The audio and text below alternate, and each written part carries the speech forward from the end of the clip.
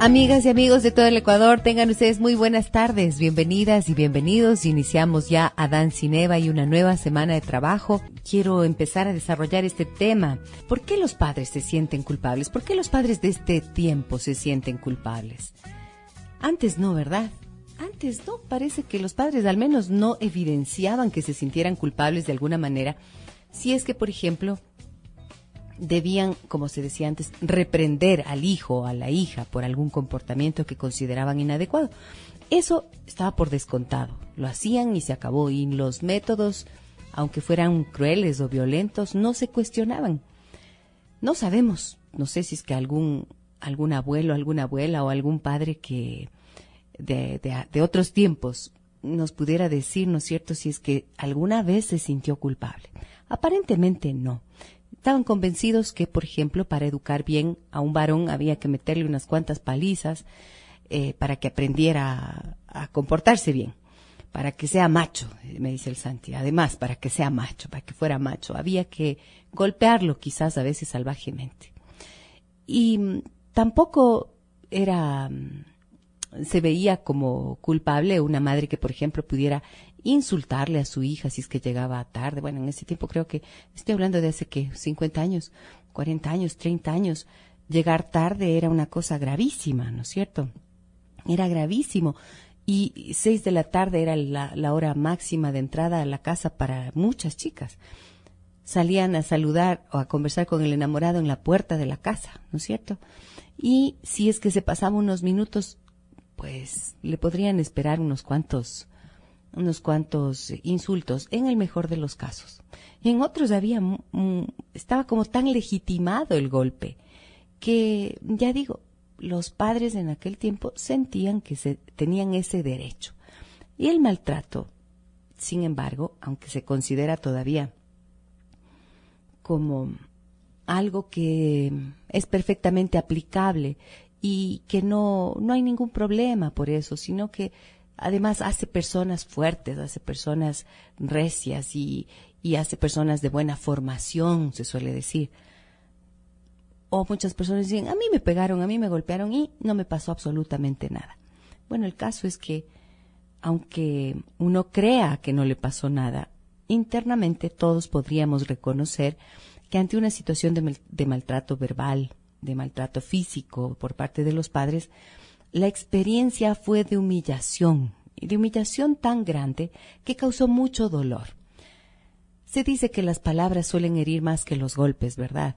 Y suele ser así, porque las palabras quedan retumbando en la mente y muchas veces ante circunstancias que ya en la vida adulta las personas experimentamos, pasamos por cosas en las que se nos revive de alguna manera eso que pasó en nuestras vidas cuando éramos niños o adolescentes.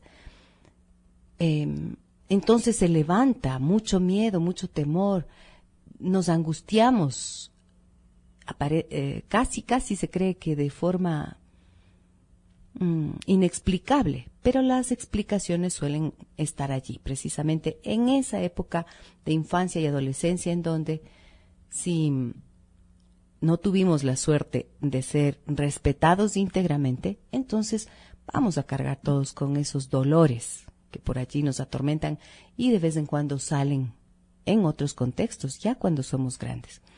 Pero lo que decía es que estas situaciones de maltrato se veían naturalmente como forma de educar a los hijos.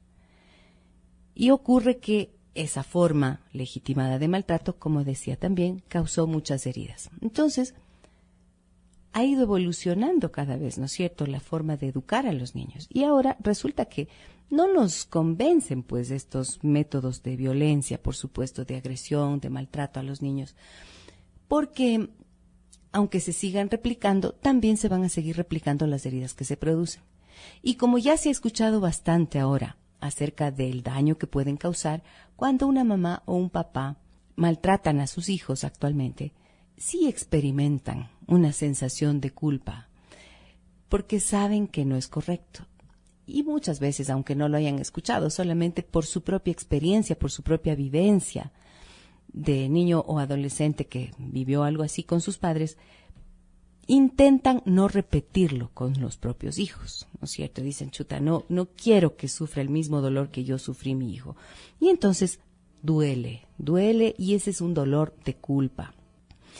Pero entonces me suelen decir muchas veces, pero ¿cómo hago entonces? ¿No es cierto? ¿Qué le digo? Porque me decía el otro día una mamá en la consulta, le digo de 1000 maneras que haga esto, que haga aquello, que haga lo otro, pero cada vez que le pido que haga alguna cosa a mi hija, ella de inmediato se sale por la tangente y me da explicaciones y me da razones para no hacer. Le digo, apaga el televisor, dice, no, es que está linda ahorita este momento la serie.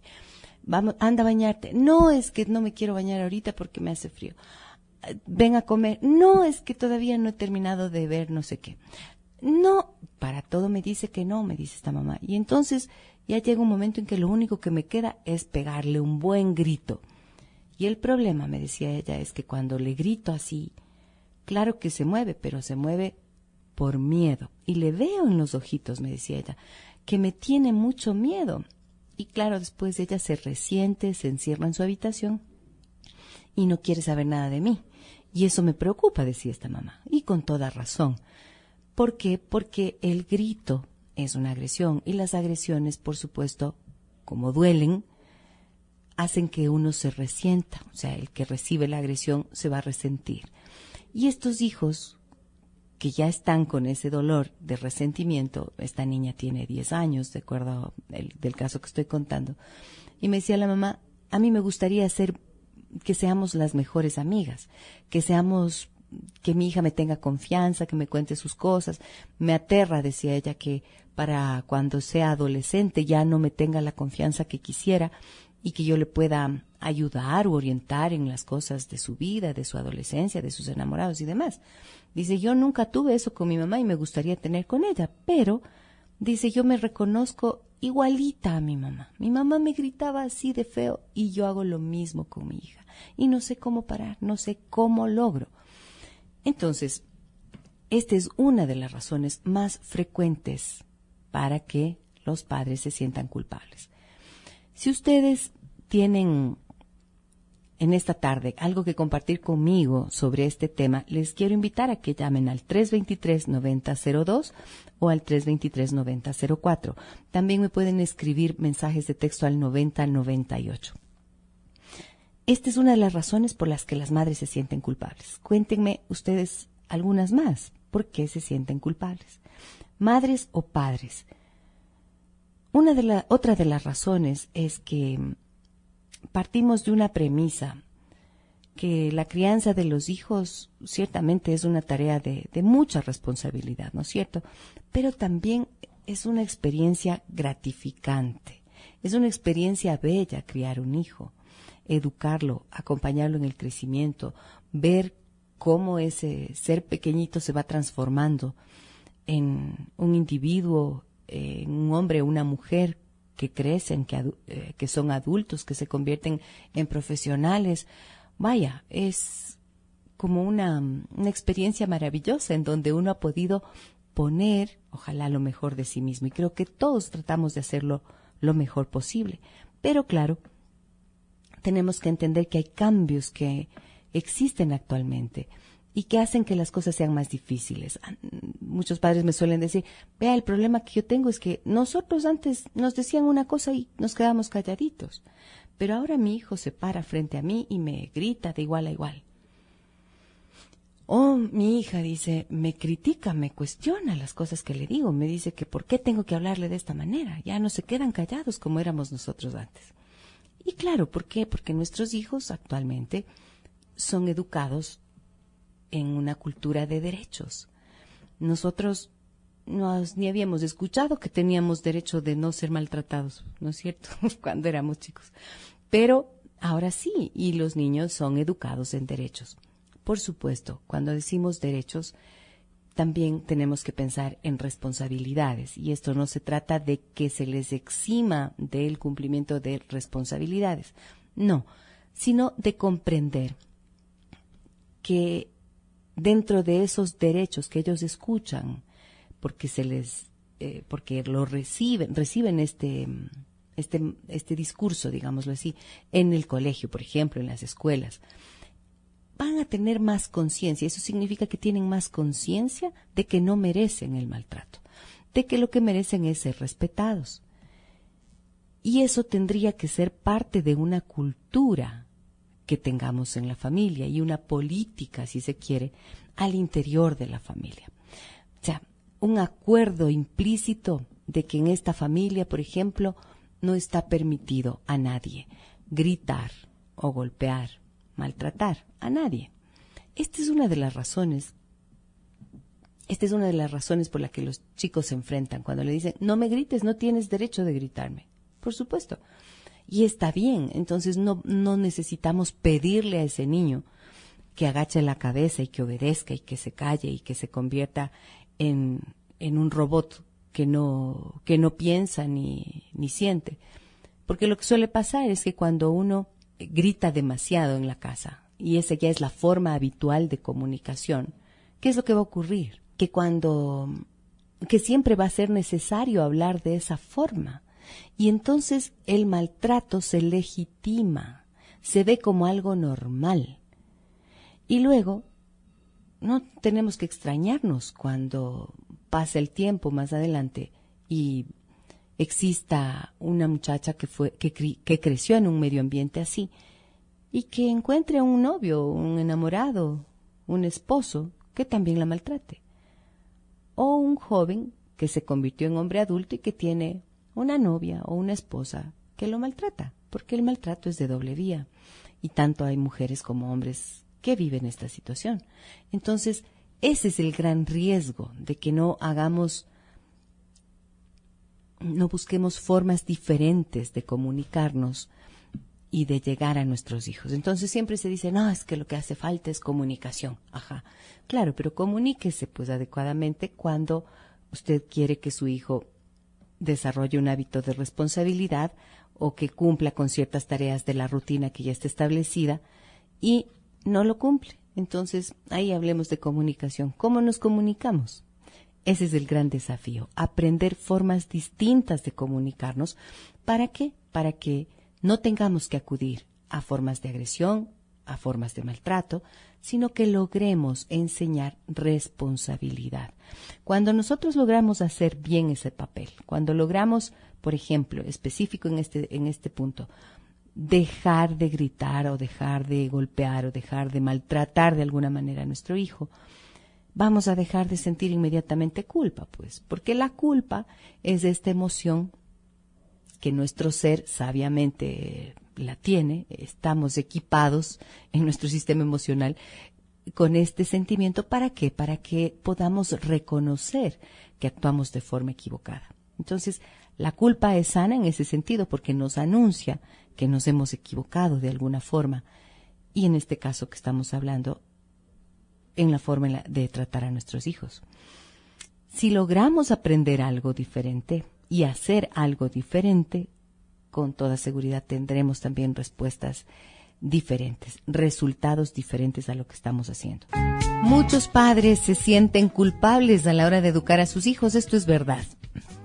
Pero parece que las madres son las que más se sienten culpables, especialmente por cosas que dejan de hacer o por cosas que les hubiera gustado hacer de otra manera. Pero, a ver, hay que tener claro lo siguiente, la perfección no existe, ¿no es cierto? Dicen por allí, quiero ser la mejor mamá del mundo. Eso no es posible. No hay forma, porque lamentablemente, o así es el diseño, digamos, así es el modelo del ser humano, tenemos nuestra cuota de imperfección. Podemos ir mejorando cada vez, por supuesto, corrigiendo ciertas cosas, tratando de hacer lo mejor posible en la tarea que tenemos que cumplir. Sin embargo, perfección no va a existir. Y a veces, obsesionados por eso, nos cargamos ya de culpa y eso aumenta la tensión, el estrés, la ansiedad, la frustración, sobre todo el arrepentimiento. Se puede uno sentir triste o irritable y claro, la sensación de culpa allí. Pero, ¿qué pasa cuando una mamá se siente culpable o un papá se siente culpable? Pero quedémonos con las madres un ratito. Me preguntan acá en el correo electrónico adancineva@sonorama.com.es, miren lo que me dice. ¿Qué consecuencias se podrían producir si soy una madre que siente culpa de cómo estoy educando y criando a mi hijo?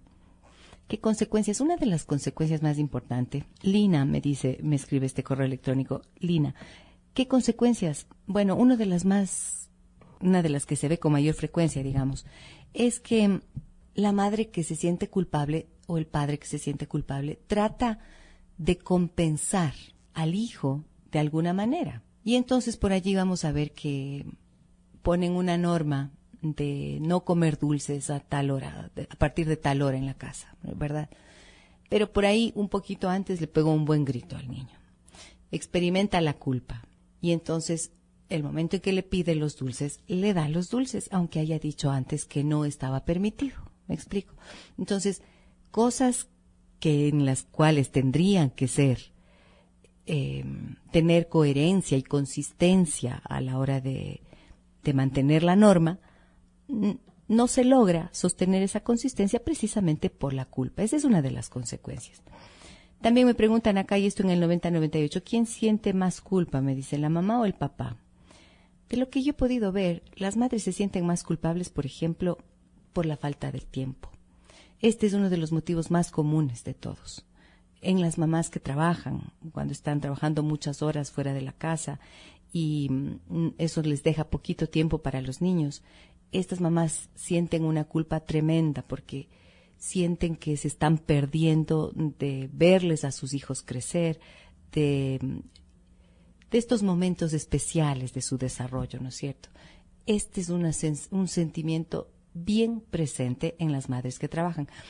Pero también he conocido madres que trabajan en casa, no trabajan fuera de casa, sino dentro de la casa, en las tareas domésticas, justo en la crianza de los niños, y que también experimentan culpa, pero en esta ocasión ya no por estar con respecto a los hijos, sino por no estar trabajando. Entonces, la culpa es un peso terrible. La culpa, como dije antes, puede ser positiva para darnos cuenta cuando hemos actuado de forma equivocada con alguien, y entonces podemos reconocer y hacernos responsables y buscar hacer actos de reparación para poder aliviar la tensión que se genera en esa relación y el dolor que causa en el otro, y también aliviarme yo, ¿verdad? Esta es la culpa sana, digámoslo así.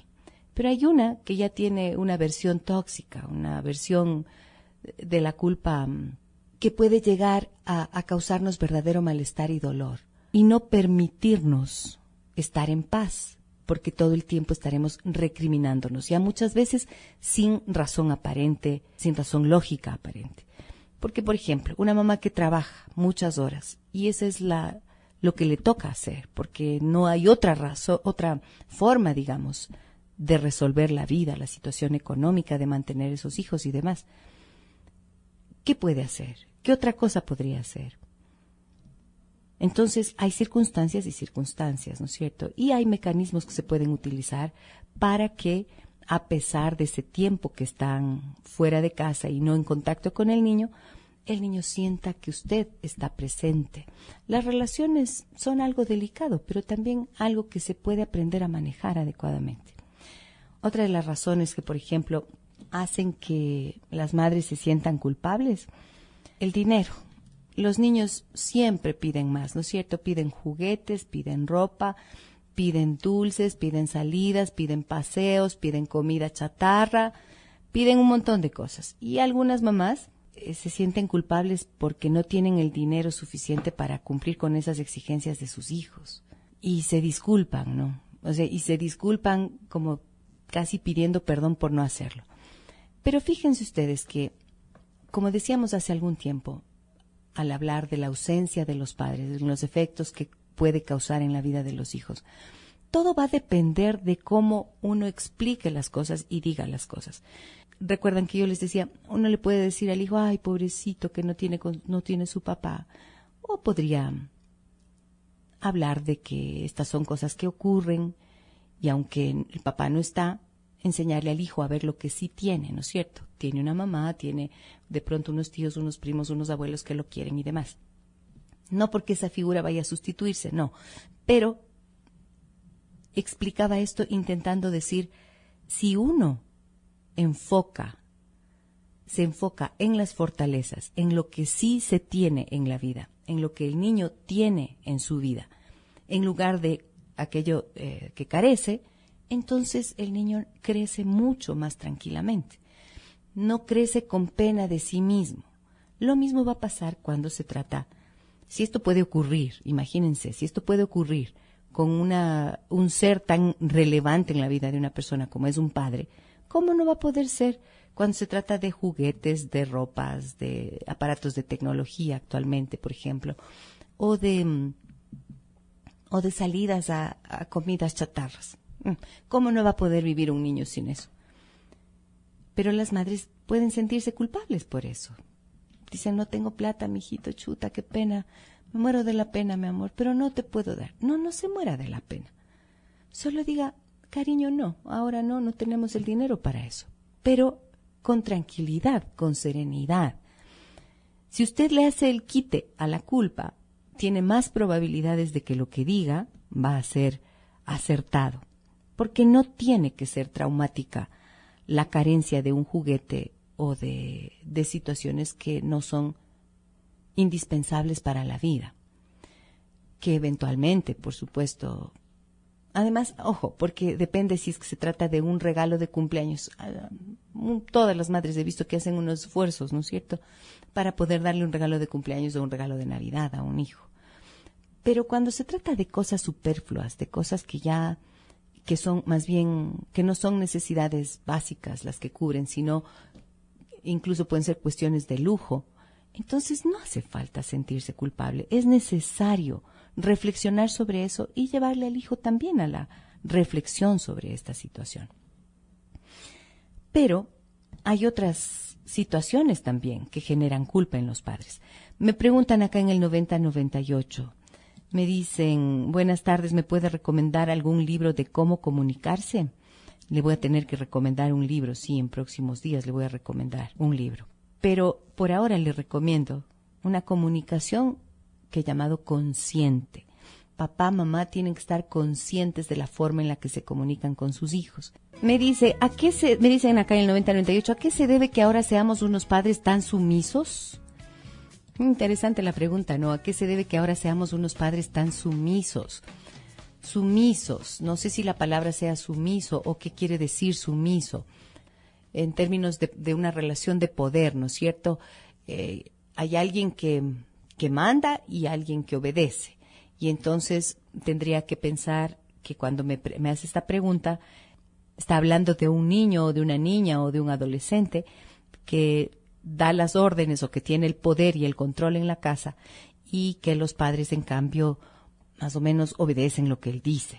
Se ve mucho y hemos hablado de esto. ¿Se acuerdan? Hace tiempo hablábamos del síndrome del pequeño emperador. Bueno, se ve bastante que los chicos pueden tener el control. Pero ¿por qué los padres asumen esa posición?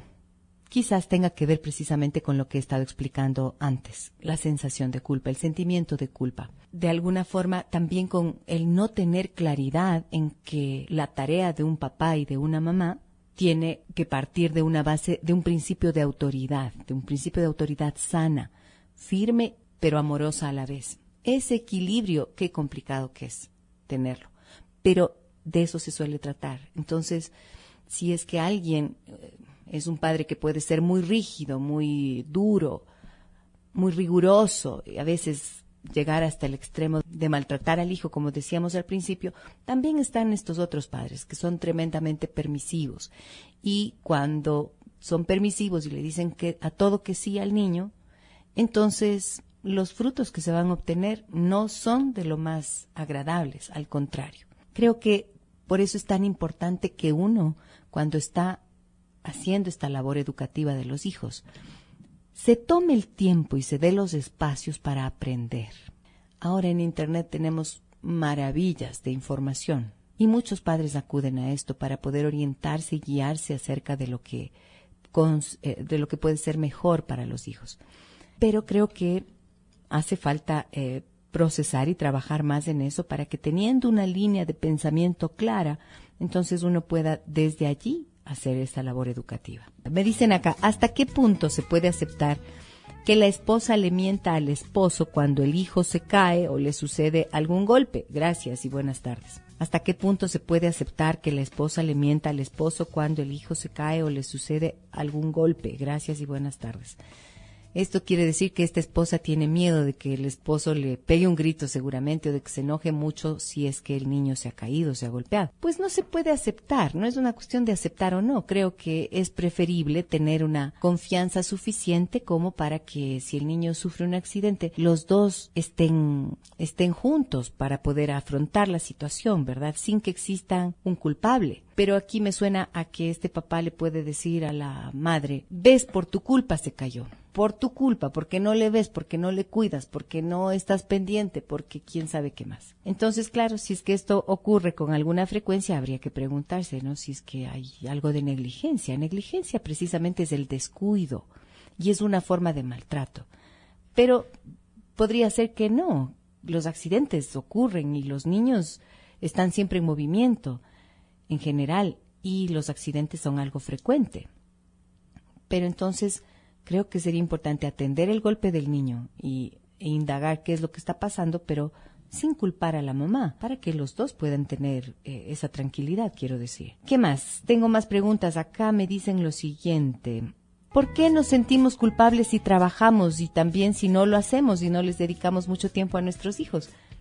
Bueno, nos sentimos culpables porque sabemos que como padres tenemos que estar presentes en la vida de los hijos. Ayer leía un documento que me enviaron en donde leí una frase linda que decía que el mejor regalo que le puede hacer uno a alguien es la presencia, es estar presente. Si ustedes se fijan que uno esté ausente de la casa porque está trabajando es una cosa, pero hay muchos padres que están presentes en la casa.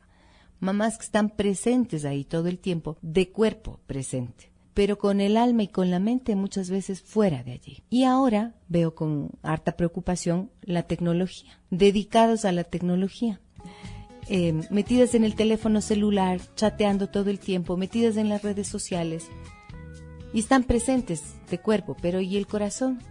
¿Y la mente y la atención? Entonces, el mejor regalo que uno le puede hacer a una persona es estar presente. Y esa presencia se manifiesta por el estar cerca del hijo, cerca de la hija, propiciando diálogos, escuchando. Entonces, así, aunque se trabaje muchas horas, pero cuando los tiempos que se comparten, este papá o esta mamá, los dedican con la concentración y con la atención completa, entonces hace eso la diferencia.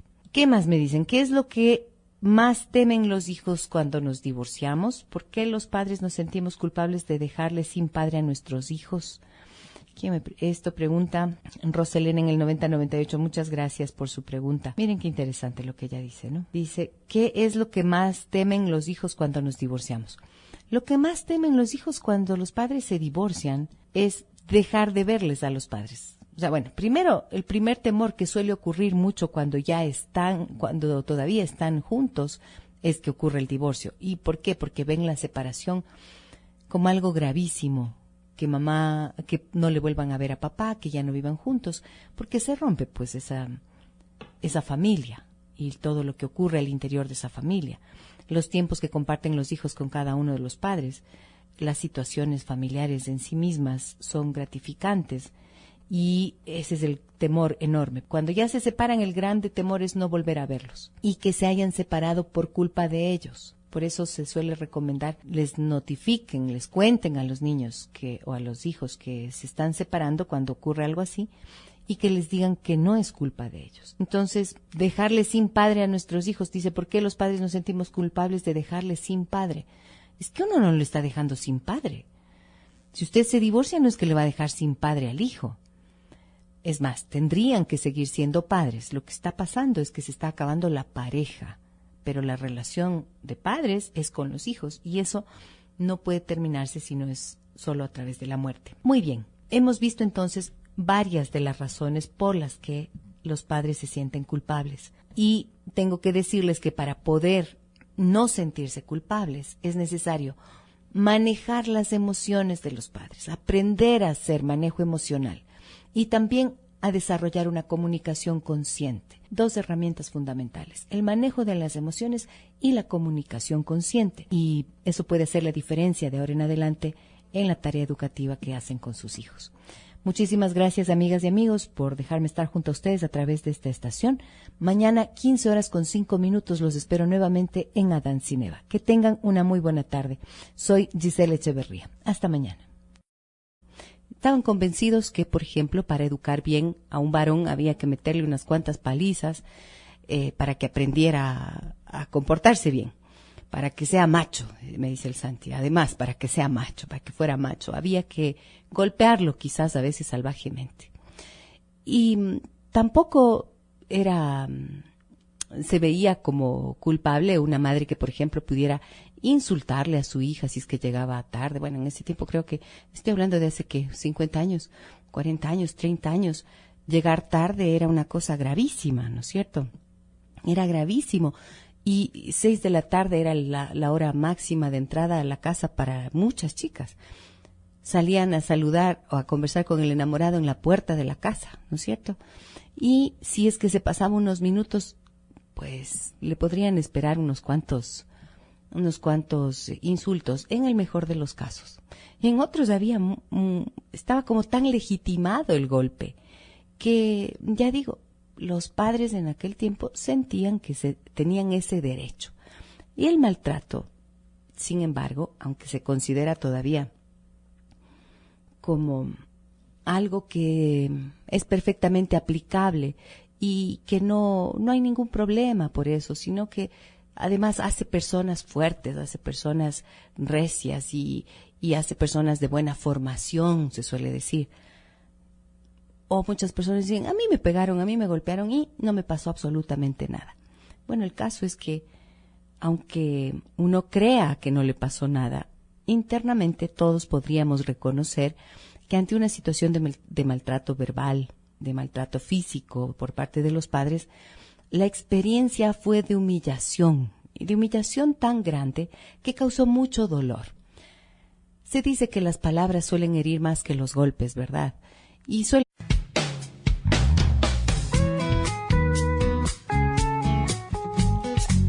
Amigas y amigos de todo el Ecuador, tengan ustedes muy buenas tardes, bienvenidas y bienvenidos. Iniciamos ya Adán Cineva y una nueva semana de trabajo. Quiero empezar a desarrollar este tema. ¿Por qué los padres se sienten culpables? ¿Por qué los padres de este tiempo se sienten culpables? Antes no, ¿verdad? Antes no, parece que los padres al menos no evidenciaban que se sintieran culpables de alguna manera. Si es que, por ejemplo, debían, como se decía antes, reprender al hijo o a la hija por algún comportamiento que consideraban inadecuado. Eso estaba por descontado. Lo hacían y se acabó. Y los métodos, aunque fueran crueles o violentos, no se cuestionaban. No sabemos, no sé si es que algún abuelo, alguna abuela o algún padre que de otros tiempos nos pudiera decir, ¿no es cierto?, si es que alguna vez se sintió culpable. Aparentemente no. Se veían naturalmente como forma de educar a los hijos. Y ocurre que esa forma legitimada de maltrato, como decía también, causó muchas heridas. Entonces, ha ido evolucionando cada vez, ¿no es cierto?, la forma de educar a los niños. Y ahora resulta que no nos convencen, pues, estos métodos de violencia, por supuesto, de agresión, de maltrato a los niños, porque aunque se sigan replicando, también se van a seguir replicando las heridas que se producen. Y como ya se ha escuchado bastante ahora acerca del daño que pueden causar cuando una mamá o un papá maltratan a sus hijos actualmente, sí experimentan una sensación de culpa, porque saben que no es correcto. Y muchas veces, aunque no lo hayan escuchado, solamente por su propia experiencia, por su propia vivencia, de niño o adolescente que vivió algo así con sus padres, intentan no repetirlo con los. Suele ser así porque las palabras quedan retumbando en la mente y muchas veces ante circunstancias que ya en la vida adulta las personas experimentamos, pasamos por cosas en las que se nos revive de alguna manera eso que pasó en nuestras vidas cuando éramos niños o adolescentes. Entonces se levanta mucho miedo, mucho temor, nos angustiamos, casi se cree que de forma inexplicable, pero las explicaciones suelen estar allí, precisamente en esa época de infancia y adolescencia en donde si no tuvimos la suerte de ser respetados íntegramente, entonces vamos a cargar todos con esos dolores que por allí nos atormentan y de vez en cuando salen en otros contextos, ya cuando somos grandes. Pero lo que decía es que estas situaciones de maltrato